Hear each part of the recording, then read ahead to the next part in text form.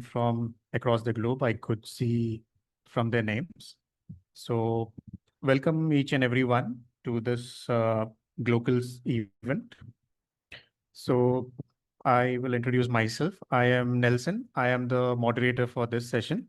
I am a M&E professional from HubForge. So I'll introduce the organizations which are today as a part of this Glocal event. So HubForge is a platform for M&E professionals. So what we do is we bring in M&E professionals together, build their capacities, and also we look for small scale organizations, building their capacities, helping them out with M&E solutions. So this is HubForge. We have today with us Oloi Labs. Oloi Labs, we have Akshay and Yashna.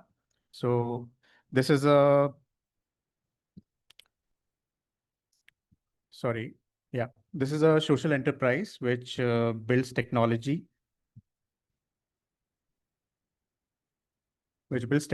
and they also have a open knowledge framework. So basically they work with several social impact organizations and help them and their programs in scaling their work.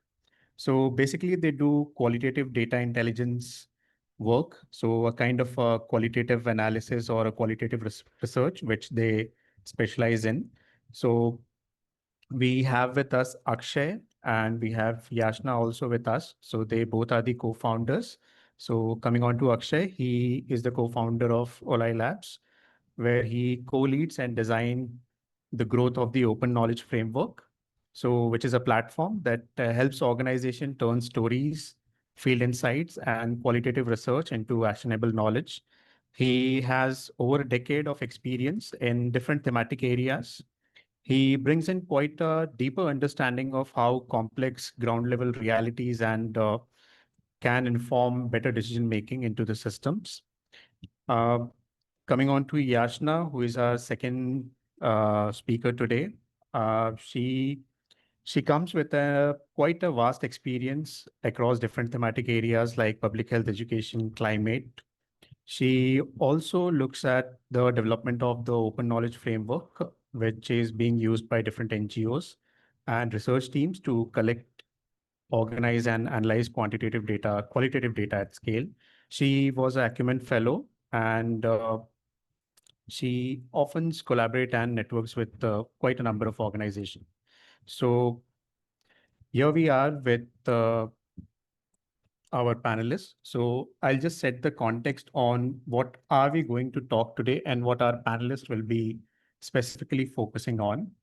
So when it comes to stories, especially individual stories coming from ground, although these stories, they are present there in a crude form, but we require a certain set of professionalism, certain set of qualities, certain set of framework to articulate these stories which are coming from the ground in a manner so that they tell us the impact as well as they tell what really went into these stories and what these stories want to convey to the audience, especially in the development sector. So, as you know, in the development sector, we usually report our outcomes based on quantitative data, but we usually use qualitative research quite very few occasions. So today, here we are with a good panel who will be doing a conversation on qualitative research, sharing their insights and sharing their stories as to how they have built such stories through their open knowledge framework and how these stories have really helped program, and also how these stories have shown a path in the development sector that qualitative research or qualitative stories can also really tell the stories which is coming from the ground. So over to you, Akshay and Yashna, for this session. Thanks, Nelson and Shashidhar, for inviting us to talk about this. I think we're really excited that we're able to address this community, the MEL community globally. It's amazing to see a lot of people have joined. So I'm just going to pull up. We have a short slide deck just to help us through this to set some of the foundation of what we'll be talking about, share some examples and some anecdotes from our experience. So I'll just pull up the presentation. You'll have to tell me if you can see it. Akshay, it's visible. Yeah, okay, cool. So over to Yashna. Thanks, Akshay, and thank you so much, Nelson and Shashidhar, for inviting us for this. Very, very excited to address this community. And I feel like what we're going to start with is something all of you, considering most of you are coming from the MEL space, all of you would have experienced something like this while being on the ground. So this is just a story of something that happened with me on ground during research. I come from a qualitative research background myself, and this was from the days when there was some work that I was doing in behavior change, and this was on ground. We were working in the menstrual health space, and this in remote parts of the country. And the study had said that in 2017, there was a lot of distribution of sanitary pads happening in schools. And we were there not to validate that study. That was a data point that we were working with. And the study said, if you can just change the slide, there are a lot of, it showed a lot of success on ground, which was about 70% plus women aged 13 to 17 were distributed pads in schools, especially because that was the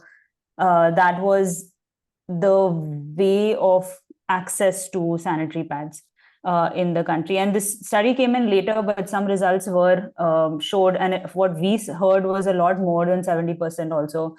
So we were there to just identify what can be done to change, to bring about a change in communities, to essentially find out what are the hesitations beyond sanitary pads. And we went on ground to talk to a few school leaders, and we were very proud that this program is a success. But one of the school leaders came to us and said that the program which was happening on ground, where there was distribution of pads, was essentially a fail till the time she joined. And she had joined about 3-4 months ago in that particular school. And we like, what do you mean it was a fail? We saw the reports, we saw the results, we saw the data. It seemed to be a success. And she said, yes, because the survey essentially included 2 data points, which was, have you distributed the pads? And mostly it was a 100% success or a 90% success that month we've distributed the pads to the girls coming to schools. And the other data point was, have they used the pads? And that also was a success, right? Everybody was using the pads, but she felt something was wrong. There were other indicators which were not showing any results. And those were not necessarily collected, right? And those were very qualitative in nature. So she made sure that all girls come into a separate room where she could ask a question to them on one-on-one basis or in a group setting, where she said that, hey, you got these pads, right? And I mean, not pads as pads being addressed, but you got this packet. Did you get this through the year? And they're like, yes, we got it. And did you use it? Definitely we used it. And she just asked one question extra than did you use it? And it was, what did you use it for? And they essentially all unanimously said, we, as always, as every month, we stuffed pillows with those pads.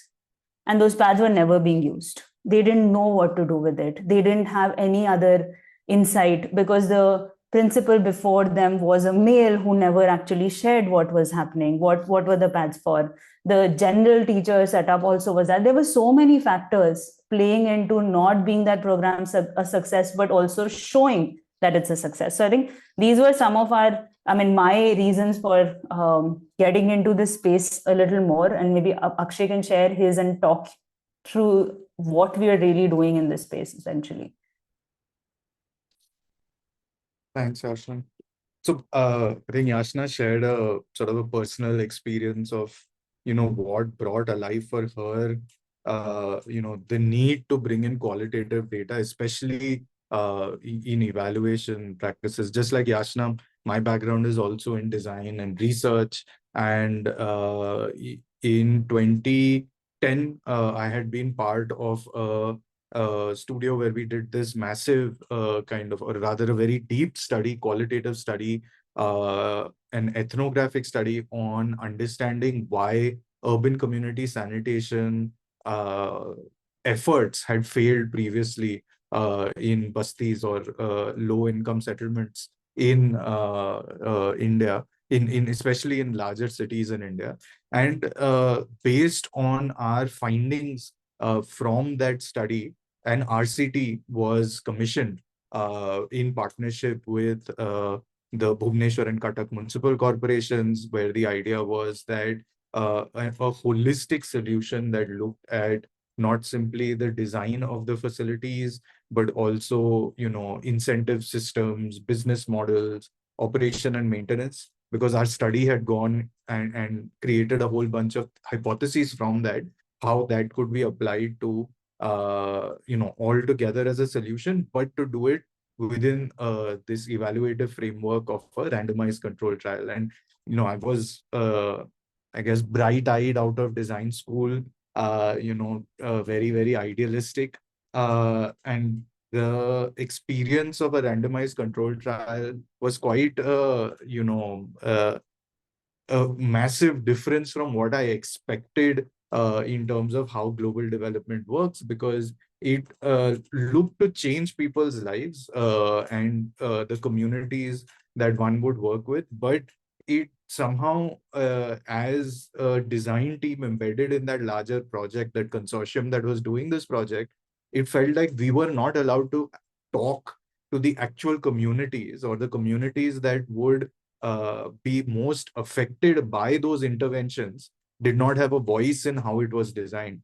And what struck me most about the whole experience was the fact that these communities would not be able to that the intervention would not be contextualized to each community where this would happen. And that it got exaggerated because of some of these design exercises that we were doing with communities around, what an ideal community facility looks like. And, as a typical design kind of process, we were, creating all of these probes, working with communities. And it was so powerful, some of the insight that we were getting from that. And that started me on this journey in 2013 of saying, how do communities, program staff, and various stakeholders have a voice in program design, monitoring, and really focusing on the L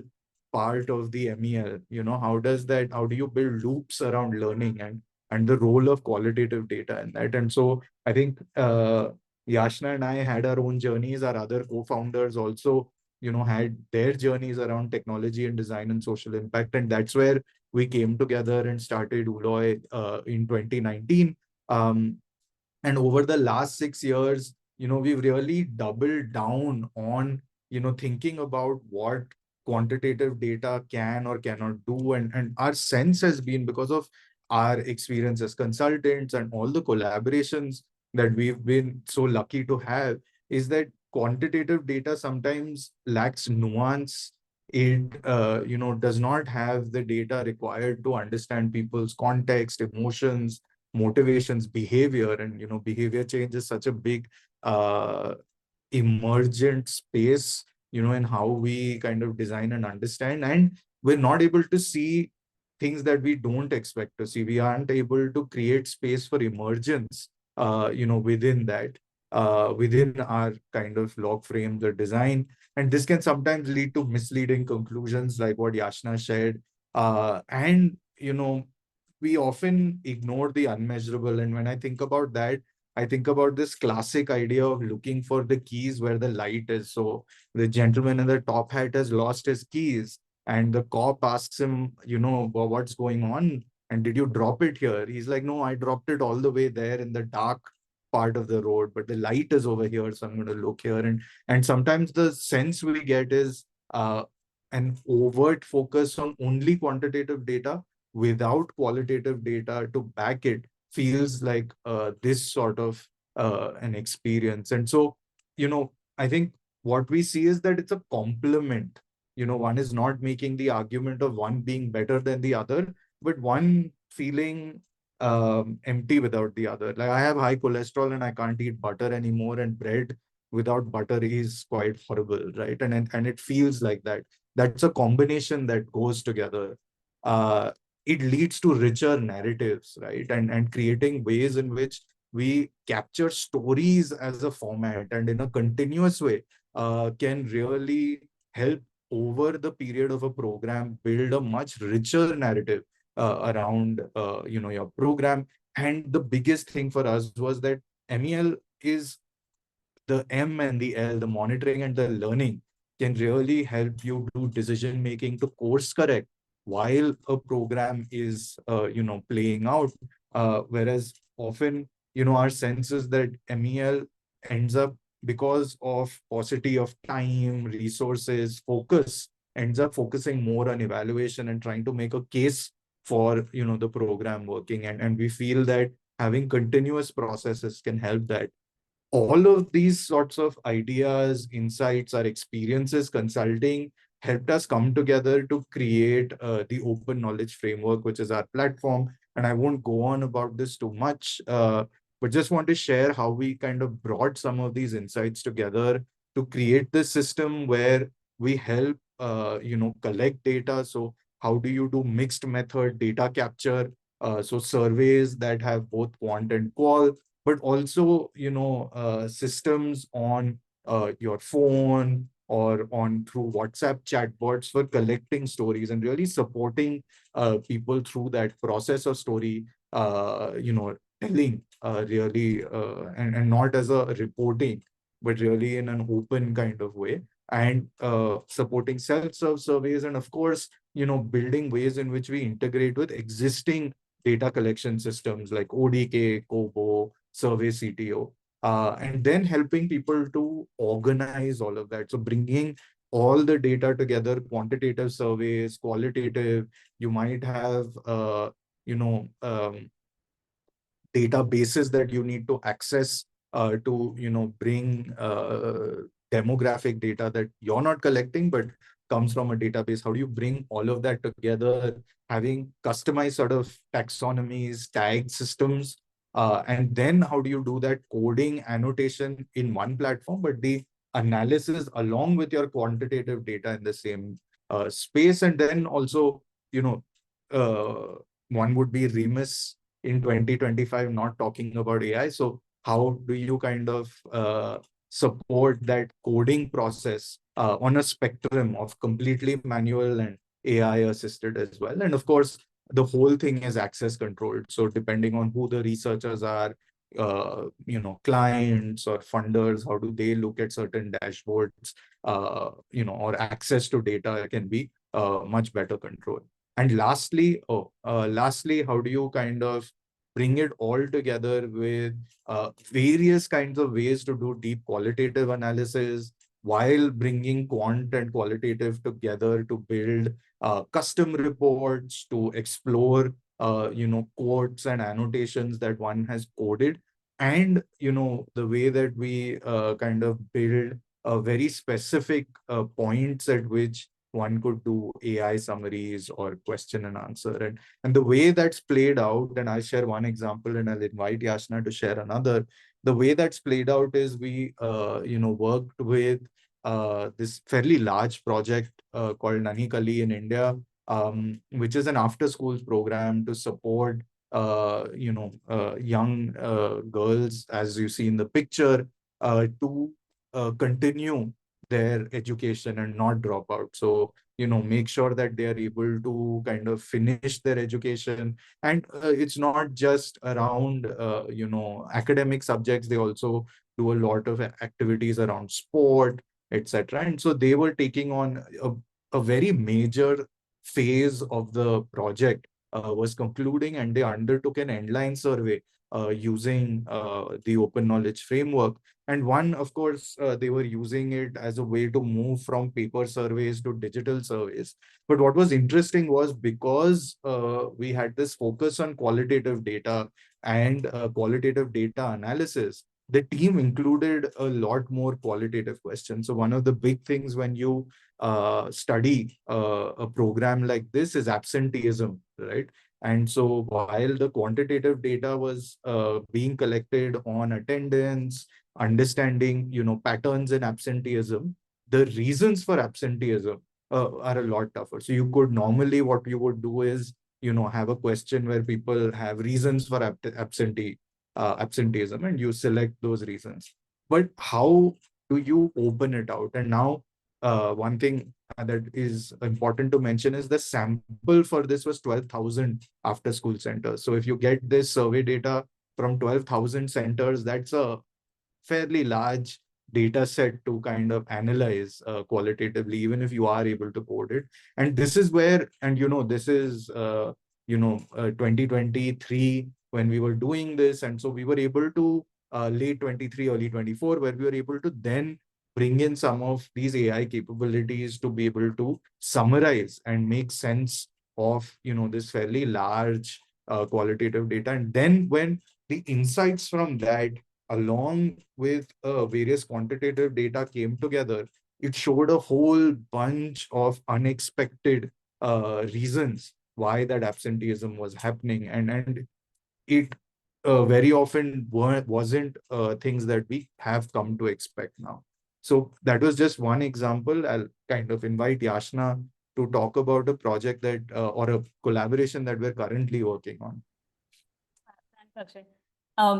Very quickly, I think just Make a Difference works with volunteers and and for students in childcare institutes. And we started working with them purely to say that how can we collect qualitative data from volunteers to get deeper insights about programs. And it wasn't just to say that I want stories for communication, right? It was more to understand how can I improve my program, what is the nuance which is there on the ground. And Make a Difference is one of the organizations that focus a lot on call and call data.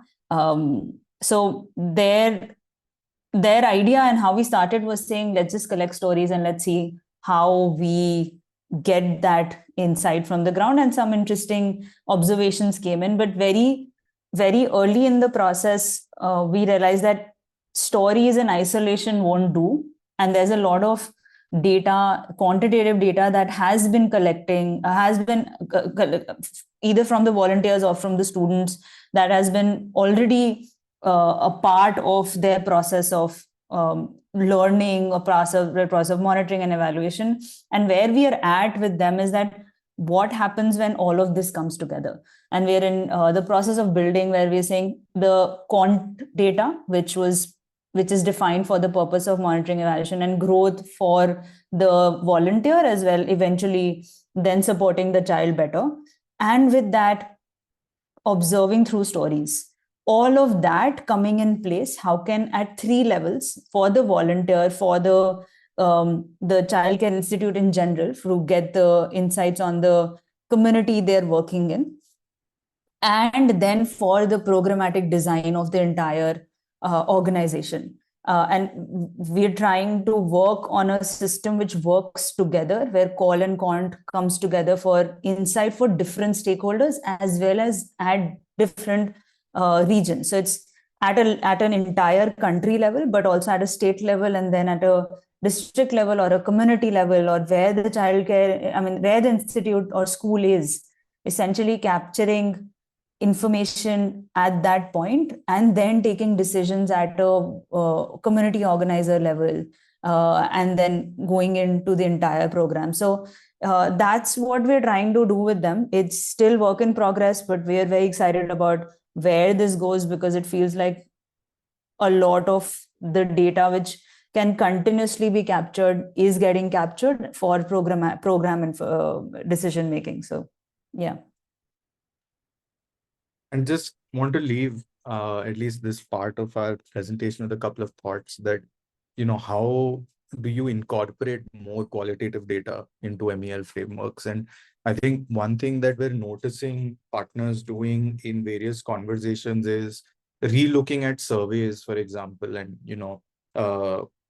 adding more qualitative questions and giving more sort of agency to and training and capacity building to the people asking those questions, or carrying out those surveys, to be able to probe a little more, to have more open-ended sort of inputs coming in, creating ways in which more continuous input can be sought from various stakeholders, through surveys, through WhatsApp chatbots, etc. And lastly, a big part of the way that we're seeing some of these MEL frameworks evolve is to enable slightly more open-ended storytelling supported by certain rituals and behavior building, frameworks so that stakeholders can kind of ask more questions. And I keep saying stakeholders because if you look at system, for example, if you're working in agriculture, the idea is not that the storytelling happens only from, say, farmers, if that's an important constituency or audience you work with, but also from the program staff of the organization who is taking the program on the ground, extension workers who do capacity building on behalf of government departments, or various other such stakeholders. So if you are working with farmer producer organizations, so on and so forth. So the idea very much is that how do you then start getting a more expanded view and a far more textured view of what is happening in your program, that can then help you tease out some of the conclusions that you might be reaching through your quantitative data analysis, and how do you support that, either validating it or giving you areas that you need to dig into deeper. And so we just wanted to share a little bit of our influence, what we've been working on, and some of what we are observing in this space. But over to you, Nelson. I'll just stop sharing my screen. Yeah. Thank you, Akshay and Yashna, for the wonderful talk. So it was quite wonderful seeing your presentation, and also especially the use of AI in transcripting and anecdoting the evidences. So, and also the mix of the quantitative data, and also the stories which are coming from the field, especially when you presented. And so yeah, with this, I would like the participants, if they have any questions for us, for them.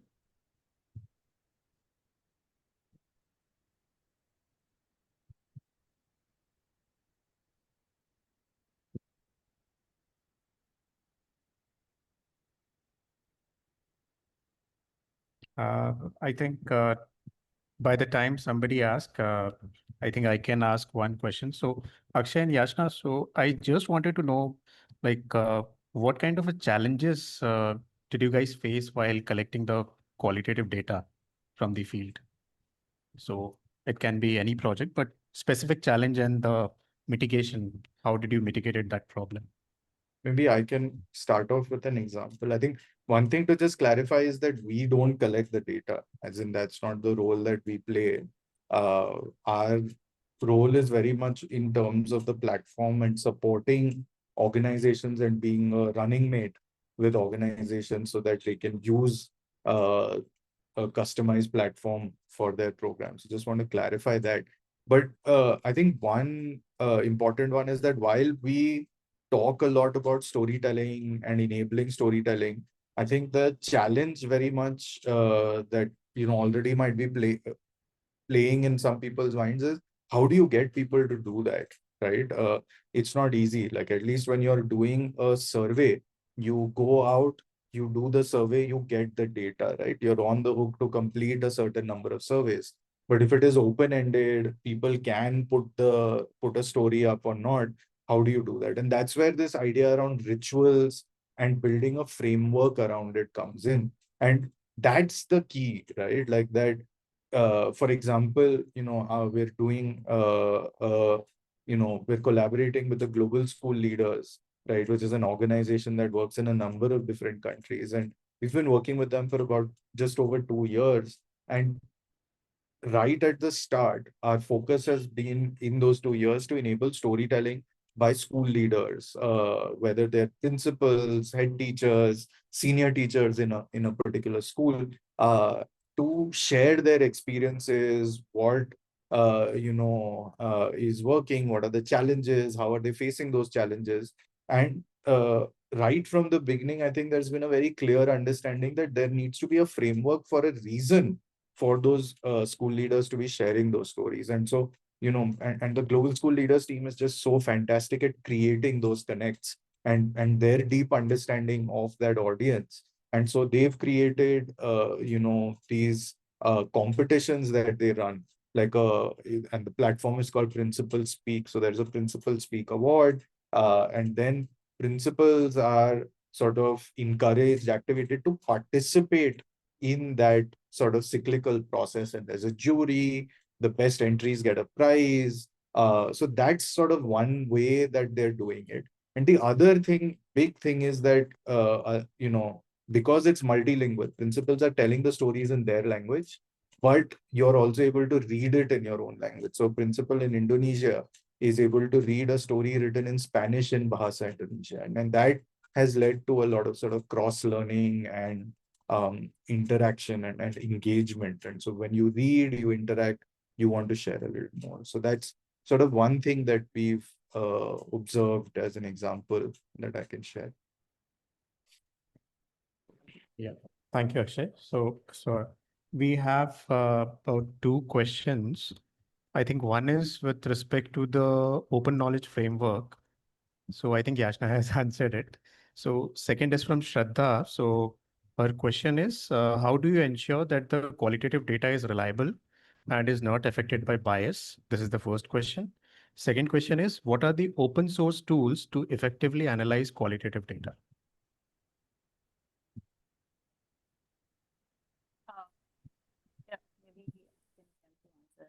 That, how do you ensure the qualitative data is reliable and is not affected by bias? Shraddha, you want to talk about what bias do you refer to? Because there often is a bias while analyzing it, but how we are also talking and thinking about collecting and capturing data is essentially from people who are actually experiencing it. So it could be program staff, it could be actually people who are in the program. So there is essentially what we are talking about qualitative data is to capture it from the people themselves. There is often a research data, definitely, where people, and we have the option to do that also, where we set up research templates where they interview on ground. How we try to keep it more standard is through templatizing, and it's not just saying everything is an open-ended thing. It can always be that way, because it could be foundational study where you don't have a template, but it could be a study that I want to make sure that it's standardized. It reduces the bias of an interviewer in a certain way. So at the collection stage, we have worked a lot on making it more and more structured, even to the degree of nudges and push, of how do you want to further ask a question, right? So to that degree, there has been some level of flat tech intervention through the lens of researchers our lens also, where because we've done this, those things come in. To answer your second part of the question, which Can is, I just add a little bit it. to the first part? One more thing I'll just add, Shraddha, is that what we're finding is, I'll just relate this from a research project that we're working on with, right? Like, so one of our partners is doing a multi-country research, trying to understand preferences around knowledge sharing and education around contraceptives in Senegal, Nigeria, and Kenya. And I think the key there is that the platform plays a role in supporting bringing the data together and in the technical aspects of coding, in the sense that the technological aspects of coding. But in terms of reducing bias, etc., whether you were doing it using technology or without technology, I think some of the basic kind of principles and philosophies one has to follow to reduce bias still come in a big way, right? If your question is more around how do you reduce bias because of the addition of something like artificial intelligence to these pieces, that's an ongoing process. I won't say for a second that we've cracked it perfectly. It's 100%. It's an ongoing process. And I think the biggest thing that we try to do is a lot of testing and really narrow usage. So what we're finding in building some of these AI enabled functions on the platform is exactly that we are trying to apply it in very, very specific ways and not in too generalized a way, and so that we can draw very clear boundaries and build guardrails. So and that's not to say that that takes care of biases, but that's definitely an ongoing process. So I hope that been able to address, at least from what we understood, from your question. But Yashna, you were talking about the rest of the question. Yeah, just the rest of the question on what are the open sources to source tools to effectively analyze. There are a bunch of tools, Shraddha, open source or not is still a question, but a bunch of tools which are available on either a freemium model or a paid model. For an individual researcher, there are actually quite a few where that could be freemium plus a semi-paid version. Like if you're purely into qualitative data, there could be tools like Atlas TI and a few more. The stuff that, the tool that we are focusing on bringing is more for teams to collaborate. So there's a lot of layer of access, teams, data visibility to different stakeholders, making it available for different stakeholders, depending on what needs to be captured, programmatic design, all of those layers are something that we are building. So essentially, we're saying qualitative data as an approach, but for what is the difference between individual researcher lens versus team lens? So yeah, just want to call out the difference between the two. We could share a list of tools as well in case you need like a list of tools of what are the other options for qualitative data analysis. I can also answer the next question with it, if that makes sense, Nelson. Yeah, go ahead. Yeah. Which is the tool.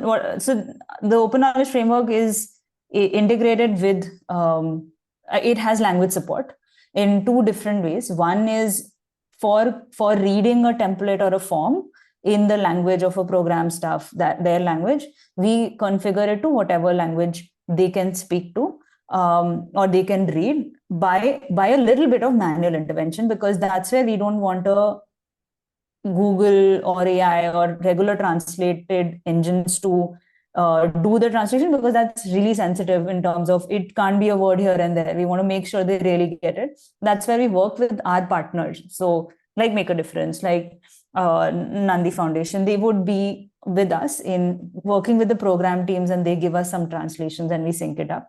For the consumption though, where they've written it in their language, that's where we integrate Google integration for translation. So it's a combination. It's available in all languages for taking in the templates, but Google translated supported languages for reading the data.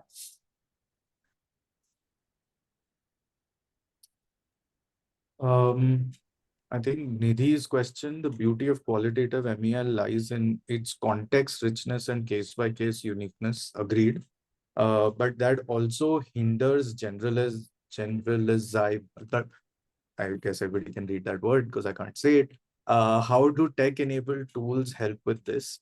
I think again, I feel like the point is that if you were working with qualitative data in any case, the idea is that there is a certain level of analysis that you do through processes such as coding, affinity mapping. It really depends on what is the method of analysis that you have decided to employ, and that depends on the context of where does the qualitative data fit in with your larger process. And so based on that, different tools will help with doing it in different ways. The way that we see it, and that partly is because of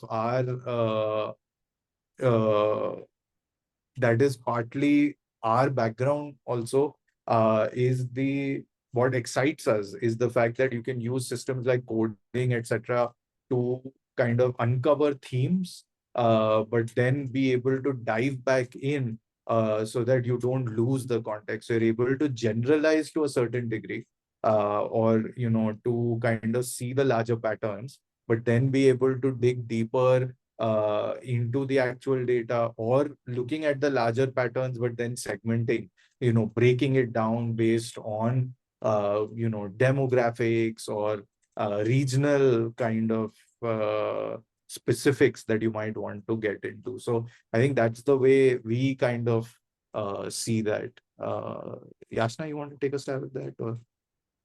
No, I think you answered. I was just reading through the next few points. Okay.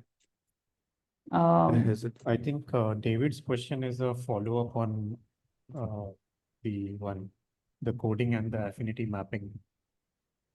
So coding, affinity mapping, methods, call data analysis, methods of call data analysis. Choice depends on context. Where does call data fit into the larger process? So I can try to answer this, David. Definitely, these are just methods, and the idea. So there are different ways to look at your question. One is from the programmatic lens, which is MEL, and maybe both the ways which I will try to articulate fall together. But the other is the research piece that we look at. The research starts at a very foundational stage also, could potentially start. You don't have a program yet, you don't have a product yet, right? And it could say, I want to foundationally understand what's happening. That's where research could start. So call data comes in at the beginning, and it could be both. It could be exploratory, it could be explanatory. I have done a con study and I want to explain the why of it, or I have not done the con study and I want to explore what's happening. So it could come in at that stage. It could also come in at a point where you've done a program, you've implemented a product, you have done a first prototype or a pilot, and you want to evaluate that, right? That could be a way of looking at research data or call data. It could also mean that, hey, I'm way ahead and I want to reiterate, I want to improve the program, and that's where also it could come. Or it could be from start to end, like continuous data, like I am getting the data at all stages of the process. It's not that I'm doing a baseline, midline, endline, foundational research, post research, and impact evaluation. It's not just that. It is a continuous data capturing methodology that I've just shifted the behavior of capturing data. And Make a Difference is a great example for that. That through the program, I'm going to capture the stories. It's not just at the end or for impact evaluation. The idea which this year that we are going to start off with them is that at every stage can we capture a story to validate, or a call data insight to validate what's happening. And the iteration can literally happen at a hyper local level to a program level. So that's why I said I'll try to answer this, because there are different ways on how call data can fit into the larger process. Akshay, you have a add-on to that? Oh, that was not a question. It was a summary for set notes. But I guess, I mean, in some ways, I feel like, some of what Yashna said maybe also responds a bit to Tripti's question. But I think there's a nuance to what Tripti is asking. Tripti, correct me if I'm wrong. I think what I'm understanding from your question also is that sometimes people don't want to uh, add qualitative indicators to your MEL framework or to your process because it's like opening Pandora's box, right? You will get inside. What the heck are you going to do with it? Like, is there an ability in that program that you are evaluating or have this framework for, or is there a willingness to do something, with that insight that comes in? And if that's your question, then, I think that's the sort of political economy of any project or program, etc., right? And so that's where our role is not direct because we don't consult around designing MEL frameworks. But we end up being, like I said, a running mate, right? So in many cases, organizations have internal teams that are navigating that whole thing. Or, there are such great organizations now. I mean, we know a few in India that support organizations to think through and build these processes. But I think at a very core level, I think what we've observed in various conversations, and some of them are not collaborators, but attempts at collaboration. I think there is, it comes down to what is the reason that an organization is doing their MEL. And in fact, if they do have, systems for the systems for monitoring and evaluation, whether they are for geared towards learning or for reporting, and what we find is that where there is a, in the Peter Senge learning organization kind of ethos in an organization, then there is always room for course correction, etc. But in organizations which struggle with that, which are running program to program, fund to fund, that becomes a lot harder, and usually there is probably resistance in that case. I don't know what your experience is. I'm just sort of in a generalized way trying to share some observations, maybe is the best way of putting it. Yashna, if you want to. No, I think David has asked a question also. Okay, Sorry, okay, did okay. not understand. Your initial point was not a question. Do you use most significant change in processing stories? A way to identify what changes are most insightful for a program? I think, David, I don't think we are best placed to speak to such a specific question, honestly. But I think that could be one way of looking at it. The way that we see it also is not just to be able to document whether a change has happened, right? But to also be able to open it up to see what kinds of changes are happening, or, why certain programs have gone astray, or insights that kind of come out of nowhere. So in a with a partner about 3 years ago, we were having a conversation around enabling storytelling within their team, and the reason that they had gotten extremely interested in storytelling was because they ostensibly ran a malnutrition program, right? Which is kind of battling malnutrition amongst, young children, mothers. But what they realized, and so the data wasn't making sense, the quant data, right? Because the way that some of the metrics that they were tracking wasn't making sense. When they did a deeper dive, they started digging a bit deeper. What they understood was that while malnutrition was an issue, obesity was an issue as well. And so then, some of the conversation then became about managing health overall, the quality of nutrition, etc. It wasn't just about augmenting nutrition to battle malnutrition, right? So it started getting into conversations around other indicators of health, not just, those related to malnutrition. And that is where some of that shift also needs to happen, that you look at emerging trends out of, and that was where really open-ended qualitative data can get you there.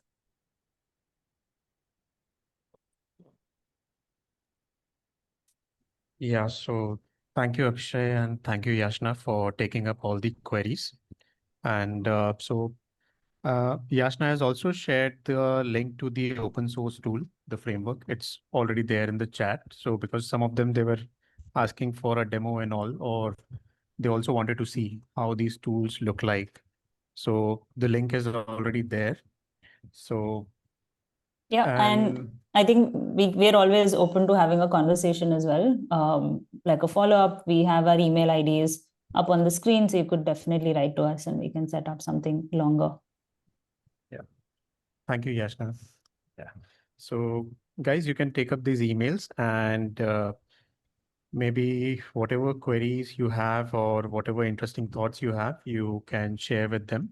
And definitely you'll find a way down or as to how to solve the issue or what new you can take up ahead in your program or in your research or in any other qualitative research which you are going to do in future.